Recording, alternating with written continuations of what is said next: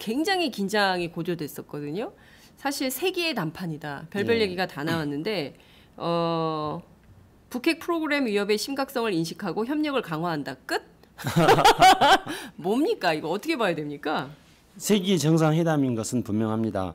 왜냐하면은 미국에서 트럼프가 대통령이 됐고 네. 그리고 나서 첫 번째 열리는 미중 정상회담이었습니다. 네. 미국과 중국이 G2 시대로 가고 있는데 트럼프가 선거 때마다 계속 공약으로 이야기했던 것 중에 하나가 네. 중국에 대해서 경제적으로 강력한 조치를 취하겠다는 거였습니다. 네, 네. 그래서 트럼프가 새로 대통령이 돼서 첫 번째 맞이하는 G2의 정상회담이기 그렇습니다. 때문에 당연히 향후에 세계가 어디로 나가야 될 것인지에 대해서 네. 초석을 놓는 그런 회담이었고 사람들이 생각하고 그래서 세계의 정상회담이라고 했습니다.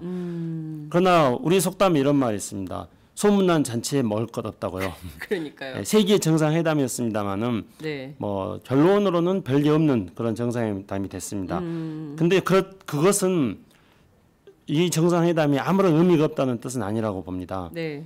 보통 이제 우리가 협상 용어를 할 때 네. 서로 좀 불편한 사람들이 처음 만날 때 가장 먼저 필요한 거를 그 이제 영어로 하면은 그 아이스 브레이킹이라고 하거든요. 미국 네네. 협상 용어니까 예. 그러니까 얼음 깨기. 그러니까 서로 이렇게 불편한 사이에서 긴장하면서 차가운 관계가 되고 있기 때문에 네. 이 얼음 깨기를 통해서 분위기를 긍정적으로 만든다.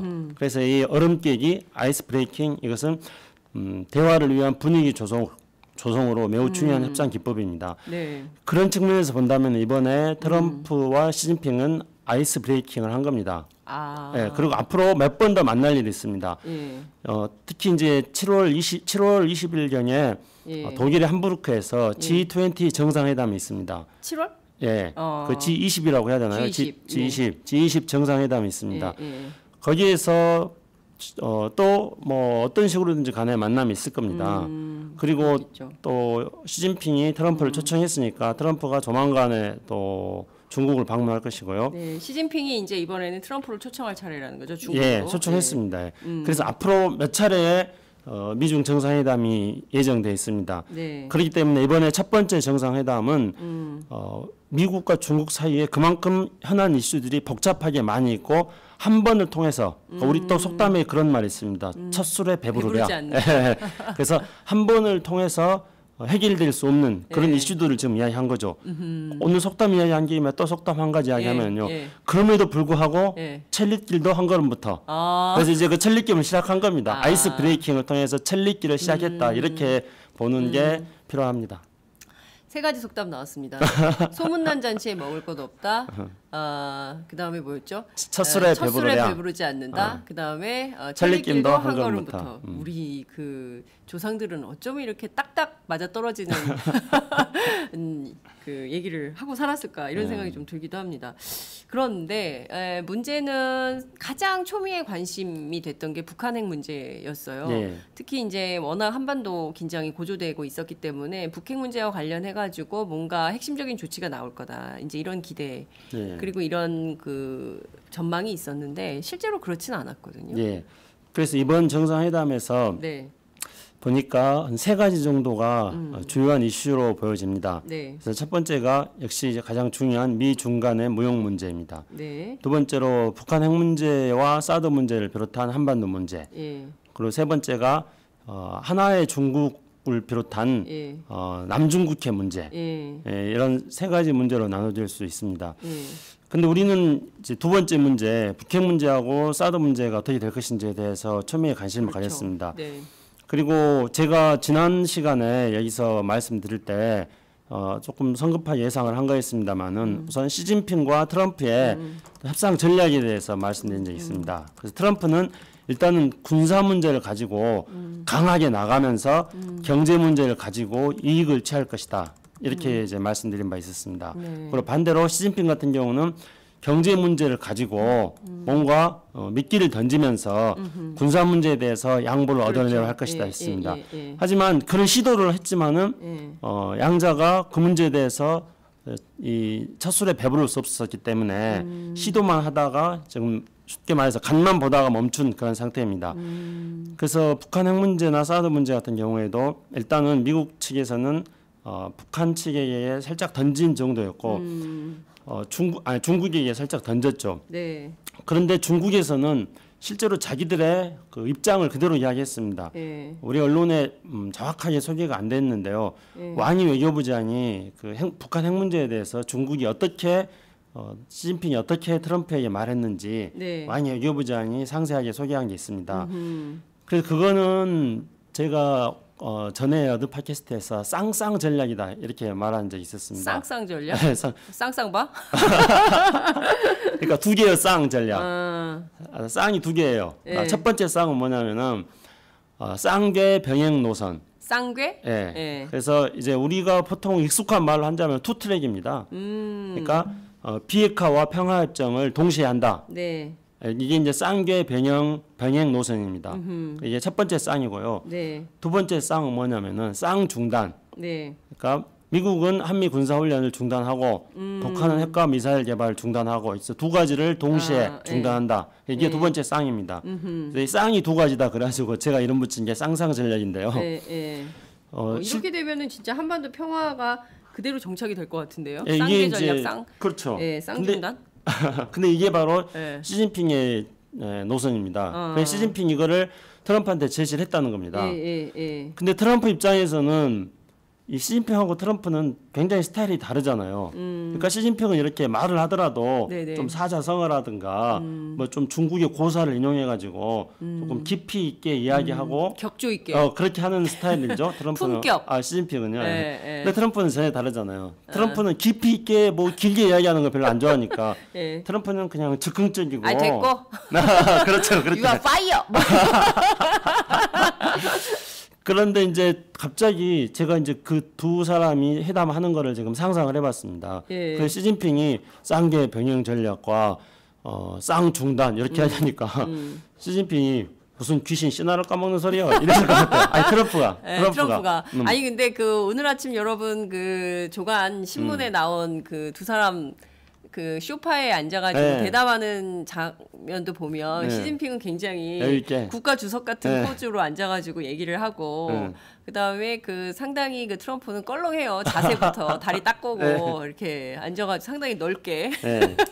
그래서 중국에서도 그 네. 사진을 네. 이렇게 소개를 하면서 네. 이번 회담에서 시진핑이 성과를 많이 거두고 시진핑이 이겼다는 식으로 보도를 했습니다. 중국에서는. 네. 미국에서는요? 미국에서도 이번 회담에 대해서 네. 비교적 뭐 미국 정부 입장에서는 만족하게 이야기하고 있습니다. 미국 정부는 만족하게 얘기하지만 미국 언론은 그렇죠. 트럼프를 싫어해. 미국 언론 트럼프를 싫어하죠. 예, 엄청 비판했을 거예요. 예, 그런데 이제 그 조금 이따 또 뭐 이야기를 좀 깊이 하겠습니다만 네. 그때 시리아 공격이 있었지 않습니까? 그렇습니다. 그래서 시리아 공격 때문에 CNN 같은 경우도 이제서야 트럼프가 미국의 대통령 제대로 된 미국의 대통령이 됐다 해가지고 중국 미중 정상회담의 이슈를 시리아 공격이 잡아먹어버렸습니다. 그렇게 해서 시리아 공습 때문에 또 미국 언론은 대개 이제 미국은 대외적인 군사적인 행동 같은 거 하면은 대통령 중심으로 해서 뭉치는 그렇죠. 경향이 있죠. 예. 그래서 하여튼 그렇게 갔는데 어쨌든 시리아 문제는 좀 조금 이따가 따지라고요. 그래서 이제 북한 핵 문제에 예. 대해서 트럼프가 아니 시진핑이 그렇게 제안을 하니까 쌍쌍 전략을 제안하니까 네. 트럼프 같은 경우에는 이거에 대해서 뭐 이렇게 썩 만족하진 않죠. 왜냐하면 트럼프 입장에서는 이런 북한 핵과 미사일이 미국을 위협하는 거고 네. 뿐만 아니라 이런 어떤 군사 문제를 통해 가지고 네. 미국의 어떤 이익 경제적인 실익을 어떻게 챙길 것인가 네. 이런 쪽으로 훨씬 더 두뇌가 발달돼 있는 사람인데요. 예. 갑자기 무슨 쌍쌍 전략을 이야기하니까 예. 트럼프 입장에서는 이거에 대해서 흔쾌히 동의하지 못했을 것입니다. 네. 그래서 결국은 미국과 중국 사이에서 이번 정상회담을 통해 가지고 북한 핵 문제가 심각하다는 것을 상호 인지하는 정도. 그래서 그러나 해결 근데 방법이 아니 상호 인지라니요. 몰랐냐고. 그러니까 예. 그래서 결국은 어떻게 되냐면은 과거에 역대 정권들이 했던 북한 핵 문제가 심각하다. 네. 그래서 미국과 중국이 힘을 합쳐서 해결하자. 이렇게 하는 정도에 불과해요 지금 북한 현재. 입장에서는 상당히 절망스럽네요. 뭐라도 좀 나와야 되는데 막 이런 거 아니에요? 아니 그렇지만은 다른 네. 의미에서 네. 그러니까 지난 시간에도 말씀드렸습니다만은 원래 미중 정상회담에서는 북한 핵과 미사일 문제가 이렇게 중요한 이슈가 안 됩니다. 그리고 미국 대통령에게는 네. 항상 북한 문제는 늘 후위에 있는 문제였습니다. 네. 그런데 이번에 북한 입장에서 본다면은 트럼프의 아젠다에 있어서 굉장히 우선하는 상위 아젠다가 북한 핵 문제가 됐고 미중 정상회담의 중요 아젠다가 됐습니다.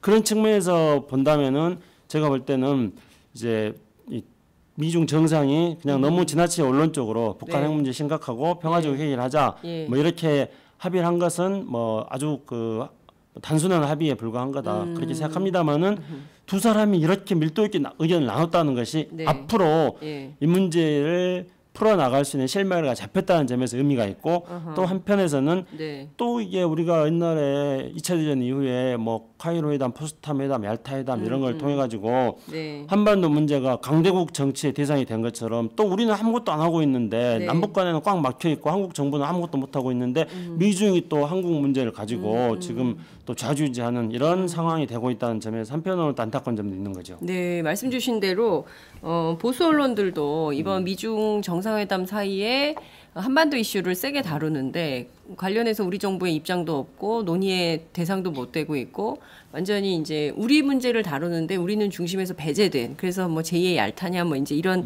비판도 쓰던데요.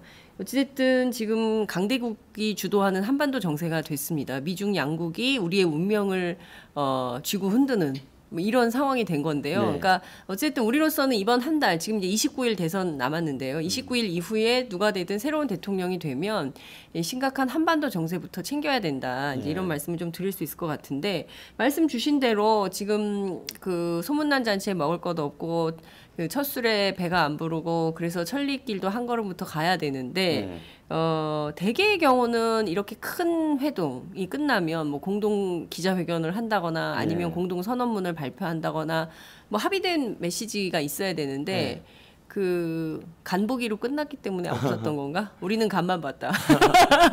어떻게 봐야 됩니까? 이런 공동의 성명이나 공동의 기자회견 자체 형식이 파괴됐잖아요. 그렇죠. 그런데 원래 이제 시진핑이 그 중국의 국가 주석이 된 이후에 오바마 대통령하고 2013년도에 캘리포니아에서 첫 번째 미중 정상회담을 했습니다. 근데 그때에도 공동 합의문은 없었어요. 처음 됐으니까. 그때도 이제 천리길도 한 걸음 못하니까. 근데 물론 그때는 기자회견을 했습니다. 그건 이제 트럼프와 오바마의 차이라고 생각되어지는데요. 트럼프는 워낙 그 대중하고 소통 능력이 뛰어나고 언론하고 대화를 잘하는 사람이잖아요. 오바마는 참 제 자꾸 헷갈립니다. 오바마는 지금 오바마가 대통령 아니고요. 인기는 더 많지만 지금 대통령은 트럼프. 그러니까 2013년도에도 첫 번째 그러니까 시진핑이 국가주석이 되고 나서 열린 첫 번째 미중 정상회담에서는 공동 선언문 없었습니다. 그런데 그 당시에는 기자회견이 있었는데 그거는 이제 바로 오바마의 어떤 언론과의 어떤 좋은 관계 이것 프레스 때문에 프렌들리. 그렇죠. 근데 반대이지 않습니까? 트럼프 대통령은 프레스 언프렌들리. 욕만 먹어 해봐요. 그러니까 정상회담 끝나고 나서 무슨 공동선언문은 없을 수는 있는데 언론하고 접촉을 안 하고 대신 한 거 있지 않습니까? 그 뭐죠? 트럼프 대통령이 좋아하는 거 자꾸 트위터에 날렸는데 그러니까 어떻게 날렸냐면은 안희정의 선의 발언한 거예요. 선의와 우정은 있었다. 그러나 무역 문제는 좀 더 시간이 필요하다. 이렇게 하고 그리고 매우 뭐 유쾌한, 매우 뭐 좋은 뭐 어떤 회담이었다는 식으로 또 긍정적인 메시지를 남겼습니다. 그거는 이제 결론적으로 다시 말씀드려 본다면은 그만큼 합의가 없었던 것이기 때문에 그리고 첫 번째니까 트럼프가 대통령이 나와서 첫 번째니까 그만큼 합의할 수 없었다는 거 이런 걸 외교용어로는 이렇게 말합니다. 그러니까 불일치에 대해서 합의했다. 불일치를 합의했다. 그러니까 agree to disagree 이렇게 말합니다. 근데 그거를 불일치를 합의했다고 그럼 뭐 기자회견 뭐 공동 성명서 같은 것들 발표할 그런 뭐 상황이 안 되는 거죠. 이게 말 되네요. 불일치를 합의했다. 합의하는 게 하나도 없었기 때문에 합의한 게 하나도 없었다는 것을 합의했다. 이런 그 외교 용어를 말씀해 주셨습니다. 불일치의 합의. 또 외교 용어를 또 우리가 이제 공부하면서 인강들은 듣는 기분으로 말씀을 좀 이어가 보도록 하겠습니다. 틸러슨 국무장관이죠. 틸러슨이 이런 얘기를 했어요. 그 평화적 해결, 그러니까 즉 북한과의 대화 기반이 마련되려면 북한의 태도가 변화해야 된다. 네. 그러니까 북한이 핵을 포기하든가 뭐 이런 북한의 이런 태도 변화가 없으면 결국에는 남북 관계 혹은 북핵 문제 해결은 굉장히 어렵다. 그러니까 기존의 화법을 계속 되풀이하는 수준인 것 같거든요. 그리고 이제 트럼프가 했던 것처럼 중국이 못하면 우리가 독자적으로 할 거다. 이제 이런 얘기를 또 강조를 했습니다. 결과적으로 보면 이게 양측이 미중이 서로 북핵 문제와 관련해서 서로 평행선을 달리고 있는 거 아닌가. 이러면 극단적 조치가 나올 수도 있는 거 아닌가. 그래서 국민들께서 굉장히 불안해하시는 이런 상황인 것 같거든요. 이번에 북핵 문제를 비롯해서 뭐 한반도 평화에 대해서 미중이 한반도에 대해서 중요한 영향을 미치는 나라들 아닙니까? 그래서 한반도 정세를 안정시키는데 네. 미중이 어떠한 가시적인 조치를 취했으면 좋았을 거라 생각합니다만은 그러나 어쨌든 지금 현재 앞에 말씀드린 것처럼 한술밥에 배부를 수 없으니까요. 첫 술에 배부를 수 없다고 일단 생각을 해야 되는데 네. 근데 문제는 그 이후에 이제 틸러슨의 발언이죠. 우리 장윤성 국장님 말씀하신 것처럼. 네. 그래서 뭐 자꾸 이야기하는 게 중국이 협조 안 하면은 그러면은 미국이 뭘 하겠다 이렇게 말합니다. 네, 예. 근데 이 말이 또 역시 마찬가지로 제가 지난주에도 말씀드렸던 것인데요. 트럼프 대통령의 발언이나 또 뭐 틸러슨의 발언이나 네. 북한 문제에 대해서 발언하는 걸 보면은 그 발언은 구체적으로 강경책을 담는 것은 아닙니다. 그런데 국정화가 계속 빠져 있어요. 네. 네. 그런데 그것을 해석을 할 때 이게 강경책으로 해석이 될 여지를 남겨두는 그런 식으로 발언을 하고 있습니다. 이게 트럼프의 전략이라는 것을 우리는 간과해서는 안 됩니다. 네. 그러니까 트럼프는 시리아 문제가 발생했을 때도요. 네. 자기가 시리아에 대해서 미리 공격하고 공격하겠다는 것은 그러니까 미리 말하고 공격하지 않는다 이렇게 말합니다. 그리고 모든 어떤 정책에 대해서 내 정책은 상대방이 잘 몰랐을 때 내 정책은 가장 효과가 있다 이렇게 말합니다. 전략적 모호성. 전략적 모호성이죠. 그러니까 북한 문제에 대해서도 트럼프는 항상 굉장히 추상적으로 이야기를 해요. 그러니까 더 세계가 그렇죠. 불안한 거예요. 그런 예. 것 때문에. 그러니까 예. 예측 가능해야 되거든요. 네. 정치는 예측 가능해야 되고 외교도 예측 가능해야 되는데 예측 가능하지 않은 불예측 성. 뭐 불예측 예. 이런 상황을 계속 트럼프가 만드니까 불안해하는 거예요. 예. 그러니까 이제 그런 어떤 불확실성이라고 그러거든요. 그렇죠. 이 이제 불확실성의 시대라는 유명한 그 책을 쓴 갈브레이드 교수가 있습니다. 미국의 노벨상도 받은 교수인데요. 이분이 이제 세계 경제라든가 지구촌의 질서가 앞으로 이제 21세기에는 불확실한 시대로 들어갈 거다. 이렇게 네, 일찍이 네. 이제 1980년대 예측을 했습니다. 근데 트럼프가 그 예측대로 지금 움직이고 있고 트럼프의 가장 중요한 게 바로 불확실성인데요. 트럼프의 어떤 전략에서 중요한 네, 게 네. 근데 이 불확실성 시대에 대한 어떤 대비는 네. 그것에 대해서 우리가 불확실하게 생각하면 할수록 그걸 의도하는 사람들의 의도에 말리는 거죠. 그러니까 불확실하다고 생각하는 그런 상황 속에서 자신이 세운 목표를 향해서 네. 굳건히 나가는 게 필요하다는 겁니다. 예를 들어보면은요, 트럼프 대통령은 자신이 네. 미치광이 전술을 쓴다고 말하고 있습니다. 근데 이 미치광이 전술이라는 것은 이제 2차 대전 이후에 예. 미국의 젊은이들 사이에서 유행했던 게임에서 비롯됩니다. 그래서 어떤 게임이에요? 어떤 게임이냐면 그러니까 마주보고 차를 달리기 경기를 하는 거죠. 이게 겁쟁이 게임입니다. 진짜? 예, 어. 차를 마주보고 이제 달리는 겁니다. 그래놓고 먼저 내린 사람이 지는 거예요. 이게 겁쟁이 게임인 거죠. 그런데 아니 먼저 내려야 되는 거 아니에요? 그냥 먼저 내린 사람이 지는 경기. 누가 겁쟁이냐를 증명하는 겁쟁이 게임입니다. 근데 저하고 장윤성 국장하고 지금 마주보고는 차를 탔어요. 예. 그러면 이제 내가 미치광이 전술을 쓰는 건 어떠냐면은 예. 내가 장윤성 기자에게 예. 나는 전혀 합리적인 사람이 아니다. 나는 뭔 짓을 할지 모르는 사람이다. 나는 미친놈이다. 이렇게 인식을 시켜줘야 되는 거예요. 그래야지 장윤성 기자 나한테 쫄 거 아니에요. 아니 쪼는 게 아니라 그거는 미치광이에 놀아나면 안 되죠. 아니, 그러니까 그건 게임이니까. 겁쟁이 게임이니까. 겁쟁이 게임에서 내가 미치광이처럼 행동해야 된다는 거죠. 이기기 위해서. 이기기 위해서. 상대방이 먼저 내리게 좋다. 상대방이 먼저 내리게 하기 위해서. 그러면은 내가 미치광이 전술을 쓰면서 거기에 이제 한 가지 더 덧붙이는 거 뭐냐면 위스키를 한 잔 마시는 거예요. 위스키? 그럼 미치광이가 위스키를 마시는 게 되기 때문에 상대방은 더 술 먹은 미치광이네. 예. 그러니까 그걸 이제 실질적으로 그것을 국제정치 이론으로 만든 사람이 유명한 키신저예요. 키신저가 이제 국제정치 키신저. 이론을 만들었습니다. 아, 그거를 그리고 예. 그거를 가장 잘 쓰고 있는 사람이 트럼프 대통령인 거죠. 그러면 트럼프 대통령은 중국이나 북한한테 이른바 광인 정치군요. 그렇죠. 맞습니다. 광인 전략이라 그래요. 그것을 실제로. 그래서 중국이나 북한한테 트럼프가 광인이다, 미치광이다. 그렇기 때문에 예측 불가능하다고 생각하게 만드는 게 트럼프의 작전인 거죠. 그렇기 때문에 항상 모호하게 말하는 겁니다. 그래서 중국이 안 하면은 미국이 한다 이렇게 말해놓고 그럼 미국이 뭘 할 줄 모르잖아요. 네. 그러니까 미국이 뭘 한다고 구체적으로 말은 하지 않습니다. 네. 근데 미국이 뭘 할 줄 모르게 만들어놓고 예. 트럼프는 근데 야, 저 마음대로 하는 사람인데 이거 진짜 나쁜 사람 아니에요, 이렇게 하면? 그게 이제 근데 트럼프의 어떤 작전이기 때문에 우리가 그런 트럼프의 작전에 말리면 안 된다는 거죠. 네. 근데 여기서 네, 불행한 네. 건 어떤 거냐면은 네, 네, 네. 트럼프가 그런 작전을 쓰는데 그 작전의 대상이 한반도라는 거죠.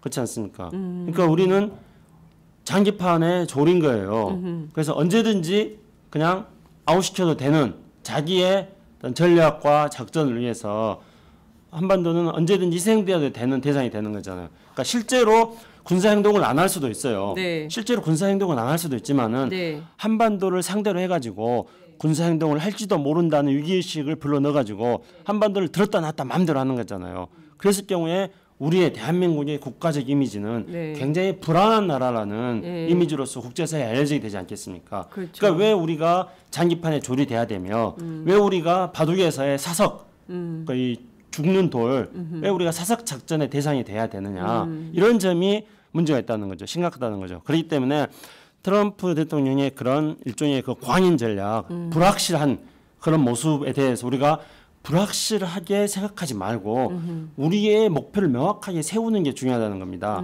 그런데 안타깝게도 우리는 우리의 목표를 명확하게 세울 수 있는 지금 현재 대통령이 없는 상태입니다. 그렇습니다. 그렇기 때문에 우리들은 지금 우리가 뭐 적폐청산과 새 대한민국 건설을 위해서 한국의 대통령을 잘 뽑는 것도 매우 중요하지만은 이런 어떤 이 불확실한 외교 상황에 우리가 잘 대처해 나가기 위해서라도 제대로 된 대통령 뽑는 게 정말 중요한 그런 상황이 되는 것입니다. 네, 말씀 주신 대로 이번 대선은 우리의 운명을 결정할 매우 중요한 대통령 선거입니다. 그렇기 때문에 저희 팟짱도 매일매일 정책 검증을 하고 네. 있는 것이고요. 누가 더 어떤 정책으로 위기의 한반도를 평화의 한반도로 만들지, 그리고 국민의 삶을 얼마나 더 낫게 해줄지, 이제 이런 정책 검증을 계속 하고 있는 건데요.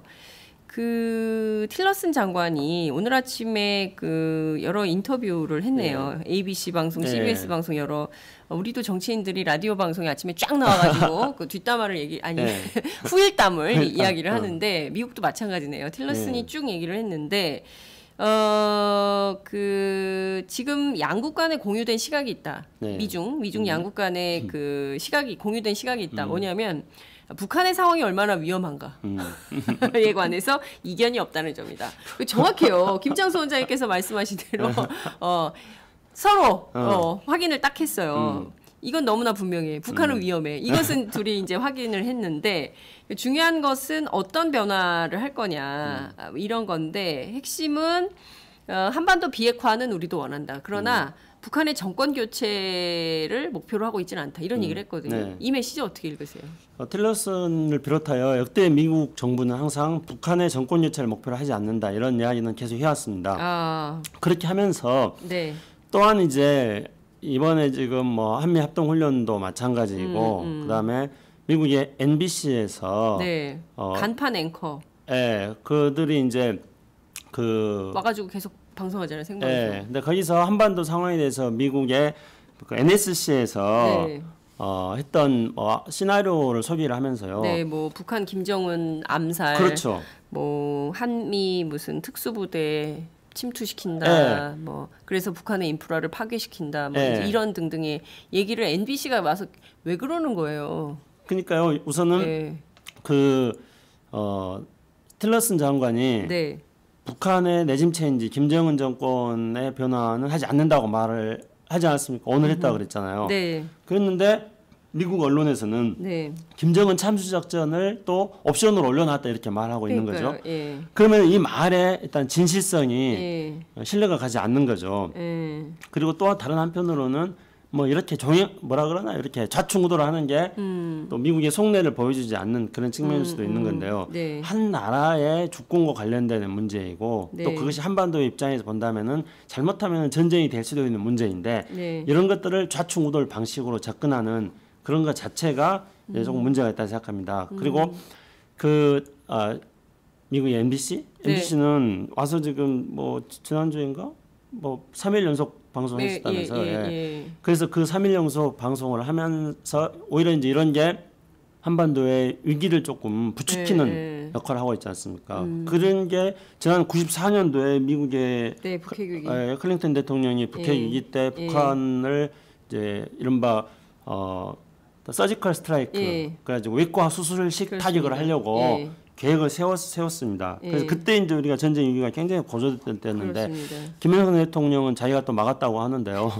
어쨌든지 간에 그때 미국 언론들이 또 한반도 상황에 대해서 굉장히 위기를 높게 보도를 했었거든요. 근데 지금도 이제 MBC가 와서 하는 게 그와 유사한 게 아니냐 이런 식의 일가의 우려들도 많이 있습니다. 하지만 저는 한반도 상황이 지금 전쟁 상황으로 가고 있기 때문이 아니라 북핵 문제가 미국의 트럼프 행정부에 있어서 최고의 아젠다로 올라왔기 때문에 당연히 대통령이 주요 관심사가 된 것에 대해서 미국 언론이 한반도에 와서 취재를 하는 건 당연하다고 생각합니다. 그런데 문제는 그렇게 취재를 함으로써 미국 일각에 흘러나오는 북한에 대한 선제 공격설이라든가 이런 것과 맞물리면서 한반도에 대한 군사적 긴장 조성에 부추기는 역할을 하고 있다는 거죠. 이런 게 문제입니다. 그리고 미국의 행정부는 이것을 적극적으로 만류하기보다도 그런 이제 미국의 언론들이 그렇게 보도를 하는 것들이 자꾸 한반도의 긴장 상황을 부추기고 전쟁으로 갈 것 같은 분위기를 만드는데 미국 대통령은 또 미국의 국무장관, 미국 국방장관은 그런 상황에 대해서 적극적으로 해명을 하지 않고 이렇게 즐김으로써 이런 분위기가 만들어지는 거를 일종의 미국의 협상 카드로 쓰고 있다는 거죠.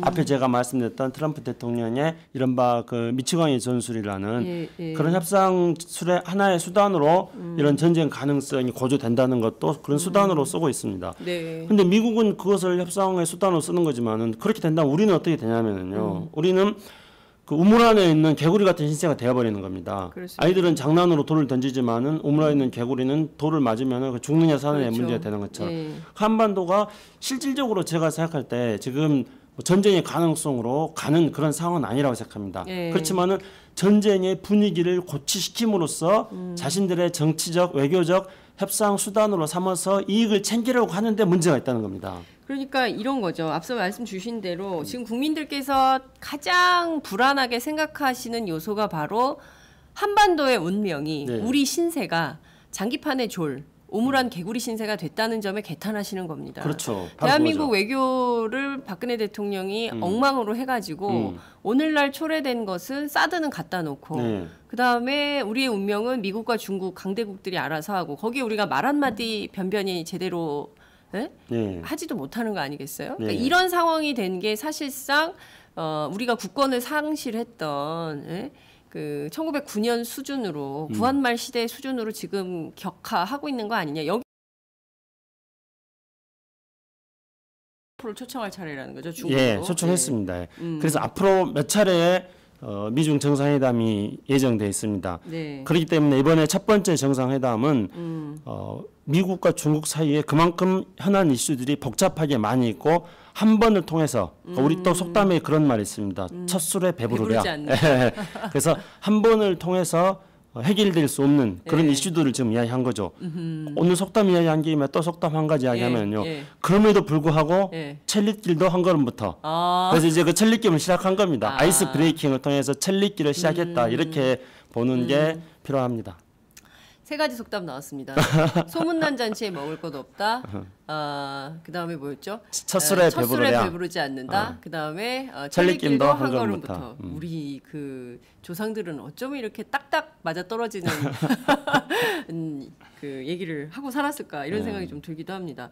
그런데 문제는 가장 초미의 관심이 됐던 게 북한 핵 문제였어요. 예. 특히 이제 워낙 한반도 긴장이 고조되고 있었기 때문에 북핵 문제와 관련해 가지고 뭔가 핵심적인 조치가 나올 거다. 이제 이런 기대 예. 그리고 이런 그 전망이 있었는데 실제로 그렇지는 않았거든요. 예. 그래서 이번 정상회담에서 네. 보니까 한 세 가지 정도가 주요한 이슈로 보여집니다. 네. 그래서 첫 번째가 역시 이제 가장 중요한 미중 간의 무역 문제입니다. 네. 두 번째로 북한 핵 문제와 사드 문제를 비롯한 한반도 문제. 예. 그리고 세 번째가 하나의 중국을 비롯한 예. 남중국해 문제. 예. 예, 이런 세 가지 문제로 나눠질 수 있습니다. 예. 근데 우리는 이제 두 번째 문제, 북핵 문제하고 사드 문제가 어떻게 될 것인지에 대해서 초미의 관심을 그렇죠. 가졌습니다. 네. 그리고 제가 지난 시간에 여기서 말씀드릴 때 조금 성급하게 예상을 한 거였습니다만은 우선 시진핑과 트럼프의 협상 전략에 대해서 말씀드린 적이 있습니다. 그래서 트럼프는 일단은 군사 문제를 가지고 강하게 나가면서 경제 문제를 가지고 이익을 취할 것이다. 이렇게 이제 말씀드린 바 있었습니다. 네. 그리고 반대로 시진핑 같은 경우는 경제 문제를 가지고 뭔가 미끼를 던지면서 군사 문제에 대해서 양보를 그렇죠. 얻어내려 할 것이다. 예. 왜냐하면은 과거에 역대 정권들이 했던 북한 핵 문제가 심각하다. 네. 그래서 미국과 중국이 힘을 합쳐서 해결하자. 이렇게 하는 정도에 불과해요. 지금 북한 현재. 입장에서는 상당히 절망스럽네요. 뭐라도 좀 나와야 되는데 막 이런 거 아니에요? 아니 그렇지만은 다른 네. 의미에서 네. 그러니까 지난 시간에도 말씀드렸습니다만은 원래 미중 정상회담에서는 북한 핵과 미사일 문제가 이렇게 중요한 이슈가 안 됩니다.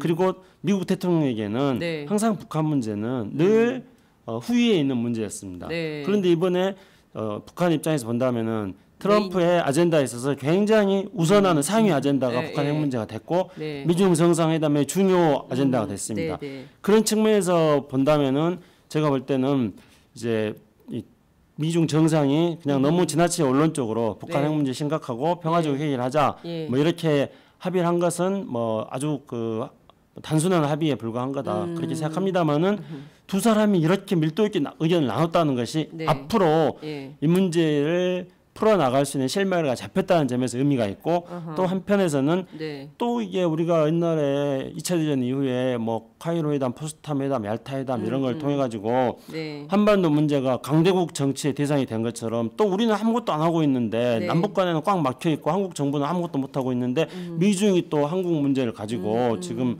또 좌지우지하는 이런 상황이 되고 있다는 점에서 한편으로는 안타까운 점도 있는 거죠. 네, 말씀 주신 대로 보수 언론들도 이번 미중 정상회담 사이에 한반도 이슈를 세게 다루는데 관련해서 우리 정부의 입장도 없고 논의의 대상도 못 되고 있고 완전히 이제 우리 문제를 다루는데 우리는 중심에서 배제된 그래서 뭐 제2의 얄타냐 뭐 이제 이런 비판도 쓰던데요.